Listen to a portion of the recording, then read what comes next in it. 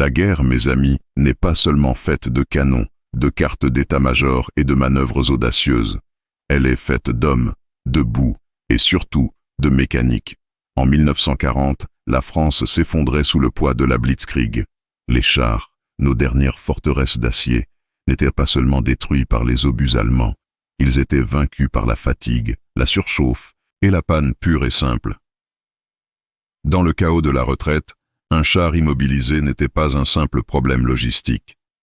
C'était un cercueil sur chenilles, voué à la capture ou à l'anéantissement. Pourtant, au milieu de cette déroute, une figure improbable a émergé, un homme dont les mains, couvertes de graisse et de cambouis, possédaient un génie capable de défier le destin.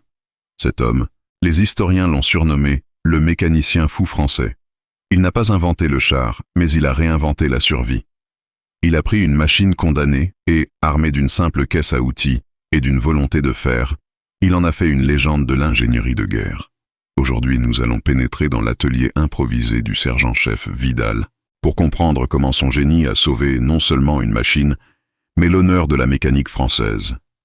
Préparez-vous à une histoire où la clé à molette est plus puissante que l'obus. Mais avant de plonger dans les entrailles de l'acier, accordez-nous un instant. Si vous êtes passionné par ces histoires d'ingéniosité face au désespoir, abonnez-vous à la chaîne. C'est votre soutien qui nous permet de redonner vie à ces héros oubliés. Cliquez sur « J'aime » et surtout, laissez un commentaire. De quel pays et de quelle ville vous nous regardez? Votre présence est notre plus grande force. Maintenant, allumons le moteur de cette incroyable histoire. La scène se déroule à la mi-mai 1940, quelque part sur une route secondaire de la Meuse, une zone traversée par le flux incessant et désordonné de la retraite. Le char Saumois S-35, une machine élégante, rapide et bien blindée, mais notoirement complexe et fragile au niveau mécanique, gisait au bord d'un champ de betteraves. Surnommé l'Intrépide, ce char avait rendu l'âme. La transmission avait lâché, l'immobilisant brutalement sous un soleil de plomb. Pour son équipage, dirigé par le lieutenant Mercier, le verdict était clair et terrible, sabordage imminent. L'ennemi n'était qu'à quelques kilomètres, le vrombissement lointain des avions allemands étant une menace constante. L'Intrépide était une proie facile, et le temps imparti pour toute réparation était compté en minutes. L'acier du char, habituellement source de fierté, était devenu un fardeau mortel. C'est là qu'intervint le sergent-chef Georges Vidal. Vidal n'était pas un officier d'état-major. C'était un homme du peuple, les mains habituées aux moteurs des locomotives et des camions avant la guerre. Affecté à la maintenance de campagne, il n'avait que mépris pour la décision hâtive de s'aborder un matériel si précieux. Observant l'abandon généralisé, il refusa de capituler face à une simple défaillance mécanique. Pour lui, la panne n'était pas la fin, mais le début d'un défi.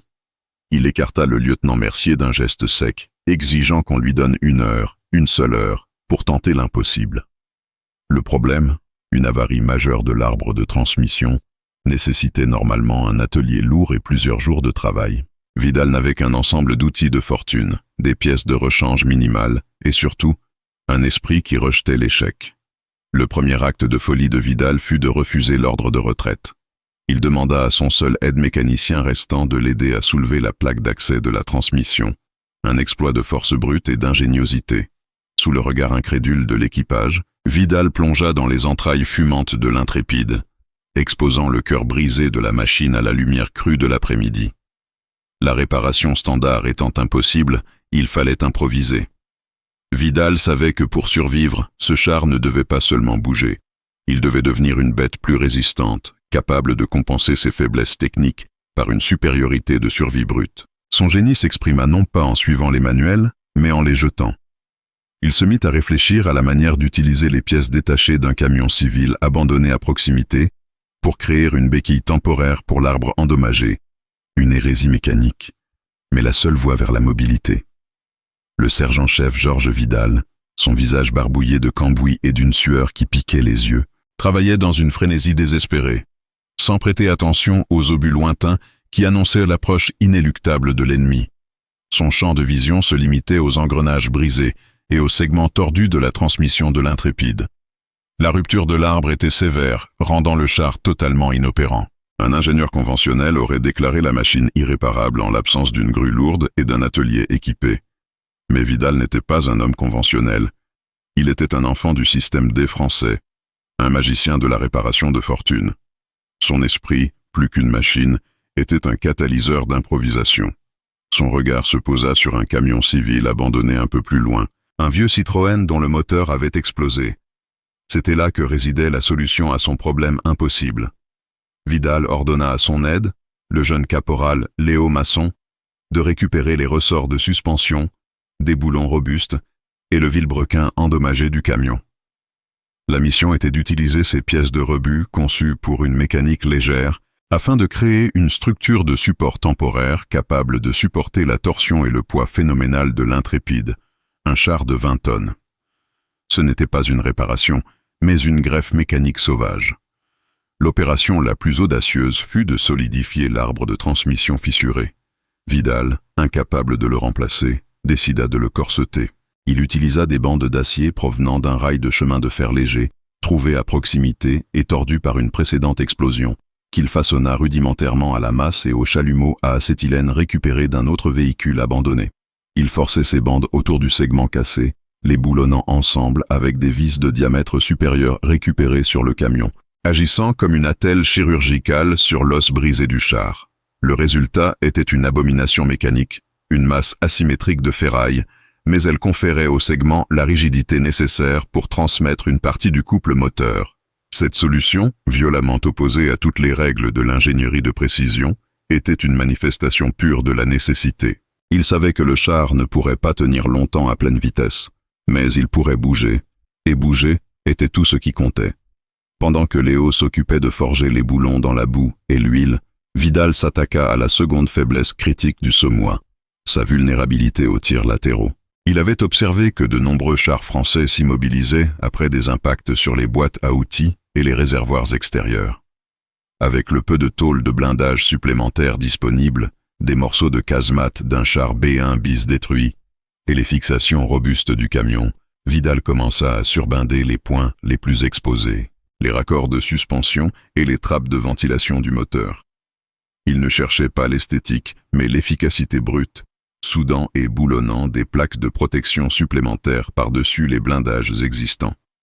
C'était un travail de titan, accompli sous la pression constante de l'urgence, transformant l'Intrépide en une créature de Frankenstein mécanique, plus lourde, plus lente, mais incroyablement plus résiliente. Le mécanicien fou était en train de créer le premier Up Armored de fortune de 1940, une machine mutante née du désespoir technique. Le moteur, finalement réaccouplé à la transmission bricolée, rugit enfin, un son rauque et irrégulier, mais il rugit. Le char bougeait, et cela, dans la débâcle, était un miracle. Le char Intrépide, désormais une étrange hybride de tôle saumois et de ferraille de récupération, n'était plus le char élégant de l'usine, mais une machine défigurée par la guerre et par le génie pragmatique de Vidal. La transmission bricolée produisait un bruit de frottement inquiétant, avertissant l'équipage que cette solution n'était que temporaire, mais elle fonctionnait. Le lieutenant Mercier, sceptique au départ, ne put qu'admirer l'exploit. Son char, promis au sabordage, était non seulement mobile, mais il était, grâce au surblindage hâtif de Vidal, mieux protégé que tous les autres S-35 de la compagnie. L'opportunité de tester cette nouvelle machine ne tarda pas. Alors que l'Intrépide tentait de rejoindre le gros des forces françaises en retraite, il tomba nez à nez avec une colonne de reconnaissance allemande de la 7e Panzer Division, menée par des Panzer 38T, légers mais rapides.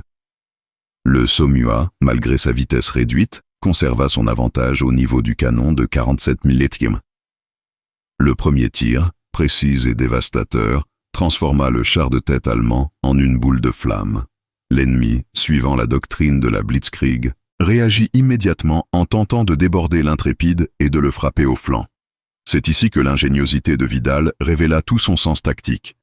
Les tirs de canon anti-chars légers allemands, souvent efficaces contre les S-35 standards au niveau des points faibles, percutèrent les plaques de tôle ajoutées par Vidal. Les blindages improvisés, boulonnés de manière grossière, tinrent bon. Là où un obus aurait pu perforer la grille de ventilation ou le boîtier de suspension d'un S-35 non modifié, les morceaux de tôle de B1 bis et les plaques de camion dévièrent ou absorbèrent l'énergie. Les Allemands étaient confrontés à une énigme. Ce char français semblait ignorer les points faibles qu'ils avaient appris à exploiter. Le mécanicien fou n'avait pas seulement réparé son char. Il l'avait adapté à la réalité brutale du champ de bataille, anticipant les tactiques d'encerclement allemandes. Dans ce duel déséquilibré, l'Intrépide, bien que luttant pour maintenir une cadence de tir normale due à l'agitation causée par la transmission instable, réussit à éliminer 2 autres Panzers.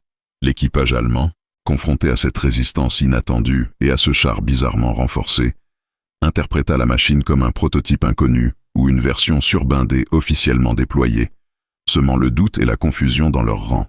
La réparation de Vidal n'était pas seulement mécanique, elle était une arme psychologique.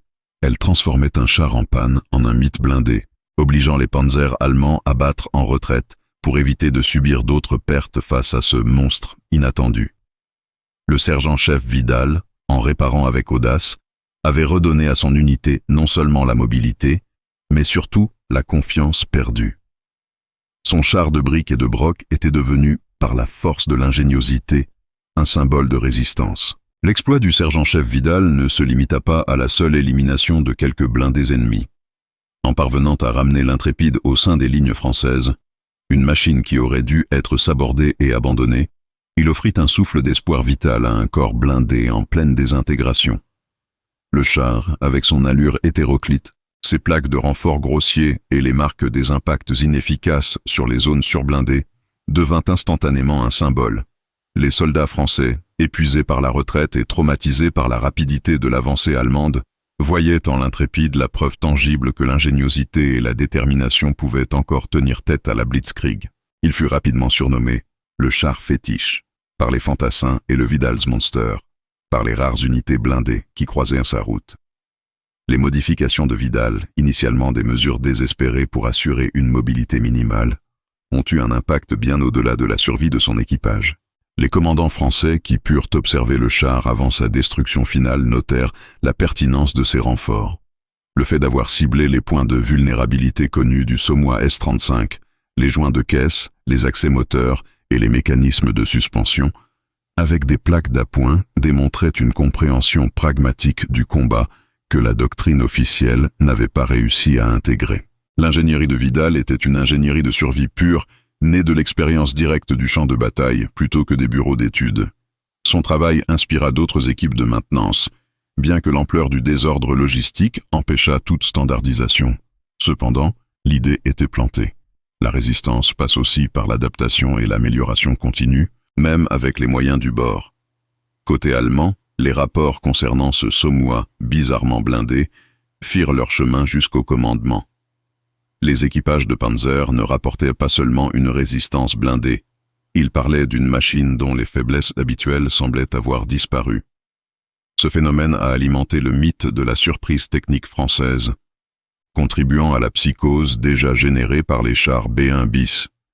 L'apparition de ces mutations blindées, qui variaient d'un char à l'autre, rendait l'identification des points faibles plus ardue et ralentissait la prise de décision tactique sur le terrain.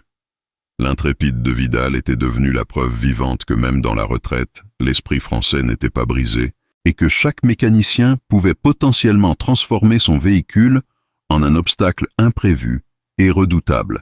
Le sergent-chef Vidal, humble et obstiné, n'avait pas conscience d'avoir créé une légende. Il voyait son travail comme une simple exécution de sa mission. Garder la machine en état de marche, contre vents et marées. Son acte est une célébration de l'ingéniosité individuelle face à l'échec collectif. L'Intrépide, bien que finalement perdu quelques jours plus tard, non pas sous les coups d'un obus frontal, mais par la rupture finale de sa transmission rafistolée après des centaines de kilomètres parcourus sur un terrain hostile, a prouvé qu'un char n'est jamais en panne tant qu'un mécanicien a encore une idée. Le char est devenu un fantôme de la résistance, un souvenir qui circulait de bouche à oreille, un cri silencieux contre l'ordre d'abandon. L'Intrépide fut le symbole éphémère d'une victoire de l'esprit sur la fatalité, un témoignage que l'ingénierie française avait des ressources insoupçonnées, même en ses heures les plus sombres. Le sergent-chef Georges Vidal, le mécanicien fou français, n'a jamais reçu les honneurs militaires pour son exploit mécanique. Dans le chaos qui a suivi la défaite, les récits de bravoure individuelle furent noyés sous l'ampleur de la catastrophe nationale. Mais son histoire, préservée dans les témoignages épars de l'équipage de l'Intrépide et dans les rapports d'unités croisées, demeure une source d'inspiration capitale. L'Intrépide, même après sa destruction et sa capture par l'ennemi, est devenue la preuve que la véritable force d'une armée ne réside pas uniquement dans ses usines flambant neuves, mais dans la capacité d'adaptation et le génie de ses hommes sur le terrain. L'acte de Vidal fut une leçon magistrale pour toute l'histoire de la guerre blindée.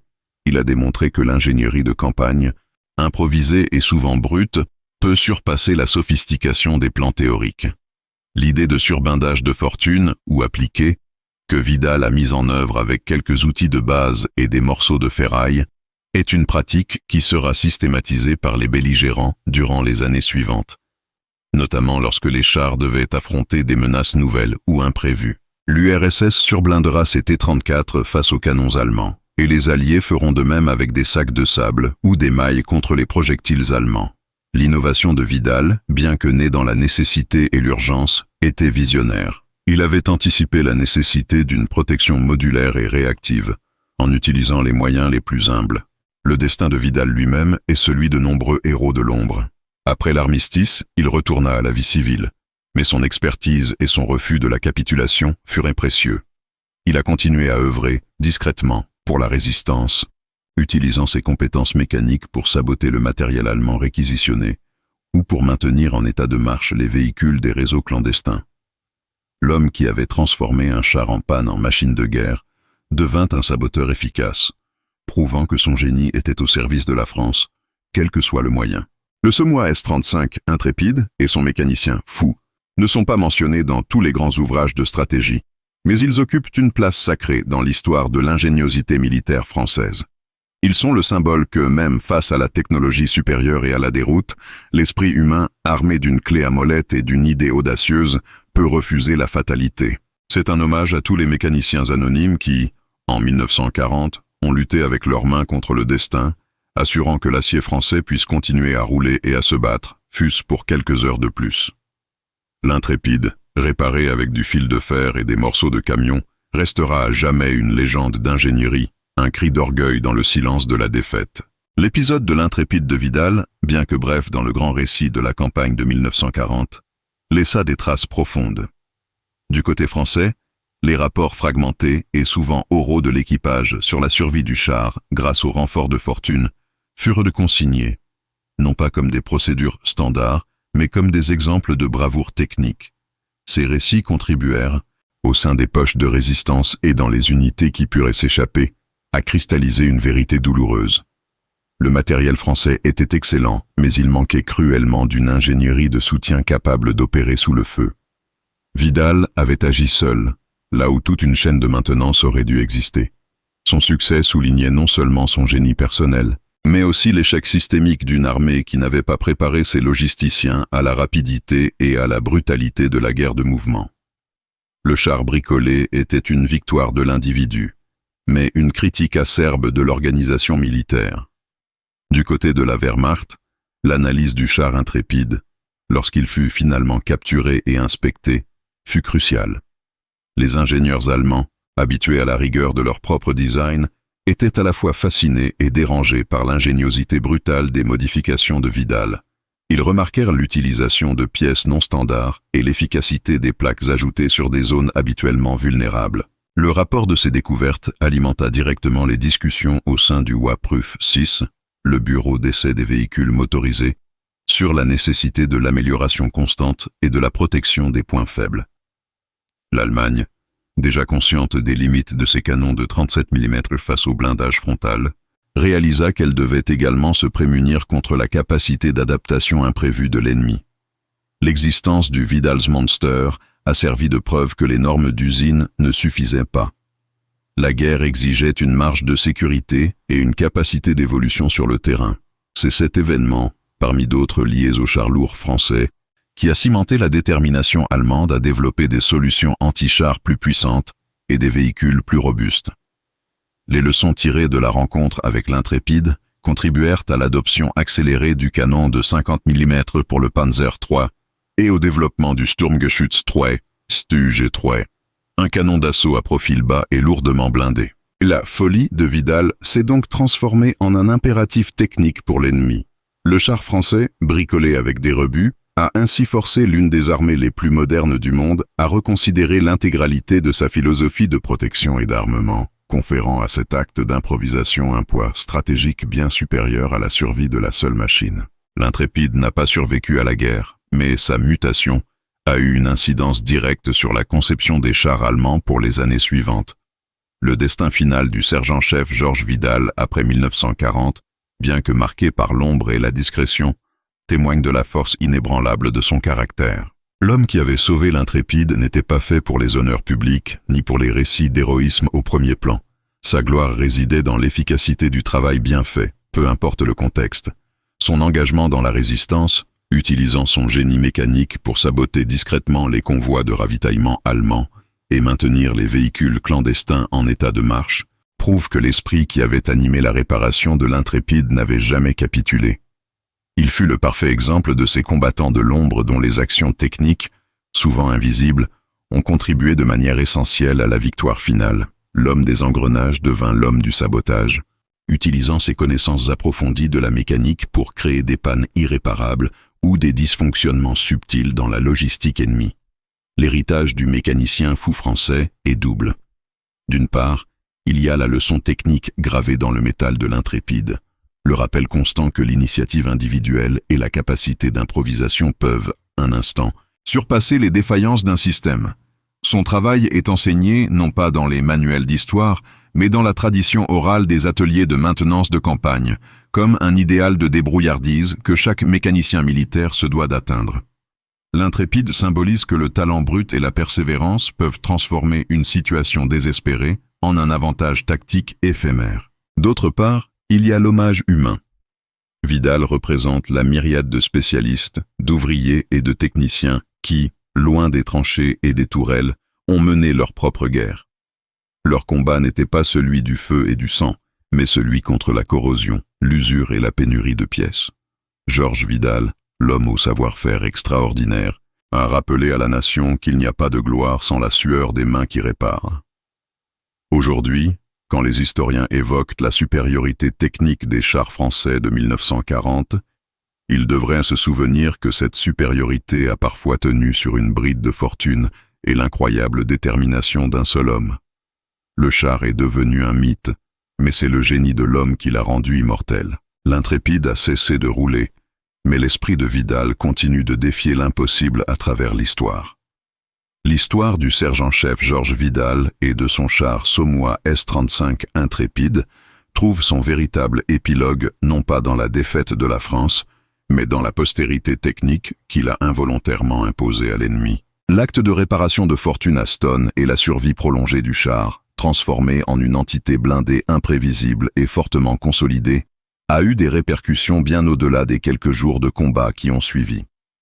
Lorsque les services de renseignement et les équipes techniques allemandes purent analyser les épaves des chars français, et plus spécifiquement les restes de l'Intrépide, ils ne trouvèrent pas seulement des faiblesses à exploiter, mais une source d'enseignement inattendue sur la résilience du système des Français.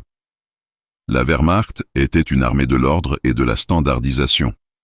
L'apparition de ce monstre bricolé, chaque modification étant unique et non répertoriée, créa une véritable inquiétude doctrinale. Cette inquiétude se transforma rapidement en impératif industriel. Les ingénieurs du Reich comprirent que pour vaincre un ennemi potentiellement capable d'une telle improvisation, il fallait augmenter drastiquement la marge de sécurité de leurs propres véhicules. Le succès de Vidal à renforcer les points faibles de son Saumois inspira directement l'idée des kits de surblindage, Applique Armor, qui commencèrent à être développés pour les Panzer III et IV. Ces kits, souvent des plaques additionnelles boulonnées ou soudées sur les zones vulnérables, le mantelet du canon, la face avant de la tourelle, étaient une reconnaissance tacite de l'efficacité de l'approche de Vidal. Le mécanicien fou avait prouvé que l'improvisation de terrain pouvait dicter l'évolution de la technologie ennemie, forçant l'Allemagne à dépenser temps et ressources pour contrer des solutions nées de la ferraille et de la débrouille. C'était le véritable triomphe posthume de Vidal. Le char français, même en panne, continuait d'influencer la guerre. Par ailleurs, l'histoire de l'Intrépide a servi de contre-récit puissant à la propagande allemande, qui présentait la victoire de 1940 comme le simple triomphe de la modernité sur l'archaïsme français. La survie prolongée d'un char déclaré mort par sa propre armée, grâce à un mécanicien du rang, est devenue un symbole de la résistance populaire. Ce récit d'un homme qui refuse la fatalité en réparant l'outil de combat avec tout ce qu'il trouve, des pièces de camions civils, des morceaux de rails, est un cri d'orgueil national. Il rappelle que si la doctrine de l'état-major a failli, l'esprit d'ingéniosité et le savoir-faire des techniciens français étaient, eux, intacts et même supérieurs. Aujourd'hui, l'épilogue de Georges Vidal est la démonstration que la bataille de l'ingénierie se gagne souvent à la jonction du possible et de l'impossible, là où la nécessité dicte la loi. Le Saumua S-35 était un char complexe, beau, mais fragile. Vidal l'a transformé en une bête de guerre efficace, laide, mais indestructible, prouvant que le génie réside dans l'adaptation, pas seulement dans l'invention. Son histoire, même si elle n'est pas célébrée sur les grandes avenues, reste gravée comme une leçon de survie technique pour les armées du monde entier. Peu importe la sophistication de votre arsenal, l'homme avec la clé à molette et la volonté de défier le destin restera votre atout le plus précieux. L'Intrépide n'était plus qu'un tas de ferraille, mais la légende de l'homme qui l'a fait revivre est, elle, passée à l'immortalité. Le legs du sergent-chef Georges Vidal et de l'Intrépide s'inscrit finalement dans une dimension quasi philosophique de la guerre moderne. Ce n'est pas seulement le récit d'un homme face à une panne mécanique, c'est l'illustration puissante de la victoire de l'esprit sur la matière. Vidal a prouvé que la compétence individuelle, lorsque poussée à ses limites par l'urgence et le désespoir, peut annihiler les faiblesses inhérentes à un design industriel, même excellent. Le Saumua S-35 était un char magnifique et performant sur le papier, mais sa complexité et ses joints vulnérables le rendaient fragile en conditions réelles de combat, là où la poussière, la fatigue et les chocs règnent en maître.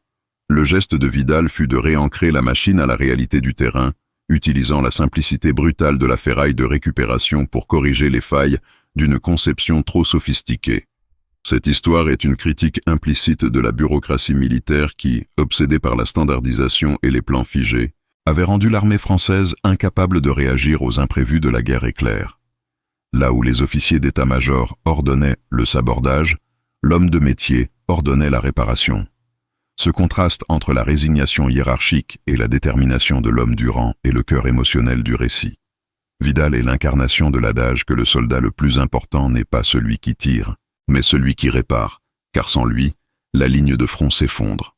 Le char Intrépide a continué de rouler quelques jours de plus, non pas grâce au système, mais malgré lui. Aujourd'hui, dans le domaine de l'ingénierie militaire contemporaine, l'histoire de Vidal est étudiée comme un exemple précoce de la modularité et de l'adaptation rapide. Rapide prototyping sur le terrain.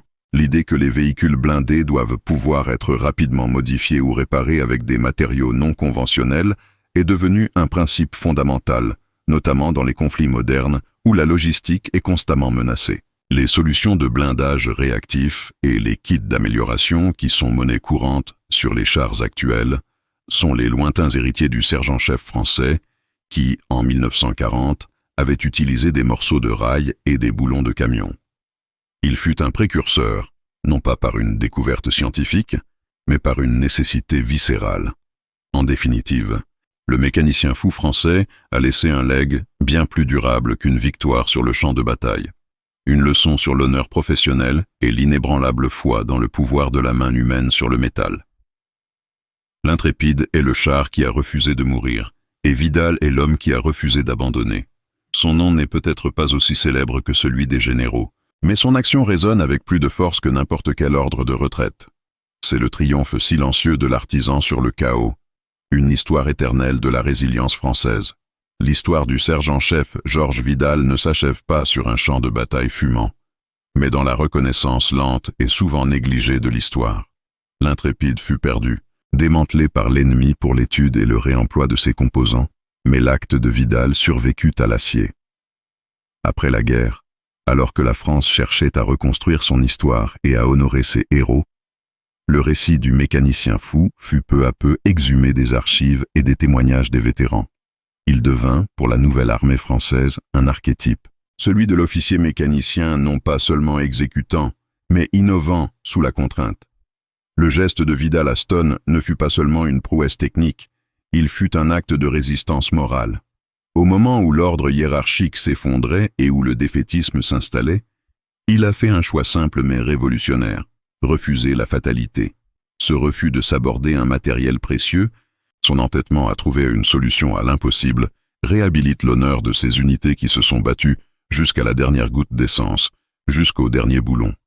Le Somois S-35, souvent critiqué pour sa complexité, fut, entre les mains de Vidal, transformé en un symbole de la qualité du savoir-faire français, capable de dépasser ses propres défauts de conception grâce à l'ingéniosité humaine. Aujourd'hui, alors que les chars modernes sont des systèmes hyper sophistiqués, l'histoire de l'Intrépide est plus pertinente que jamais. Elle rappelle que même les technologies les plus avancées peuvent être paralysées par un simple défaut de conception ou une panne logistique. Le rôle du mécanicien, celui qui maintient l'épée affûtée et mobile, est fondamental. Vidal est le saint patron involontaire de la maintenance de campagne, celui qui nous rappelle que l'efficacité au combat est une fonction directe de la fiabilité technique et de la compétence du personnel de soutien. Georges Vidal est finalement le héros qui nous enseigne la valeur inestimable du non-conformisme constructif. Son fou n'était pas synonyme d'irrationnel, mais d'une audace qui ignorait les limites imposées par les manuels. Il a pris des risques mécaniques et personnels extrêmes pour que son char puisse continuer à rouler et à se battre. L'Intrépide, réparé avec du fil de fer et des morceaux de camion, restera pour toujours une légende de l'ingénierie, un cri d'orgueil dans le silence de la défaite, et un éternel hommage à l'homme aux mains d'or. Son histoire est bouclée, de la panne sur une route poussiéreuse à l'immortalité dans la mémoire des hommes de l'art.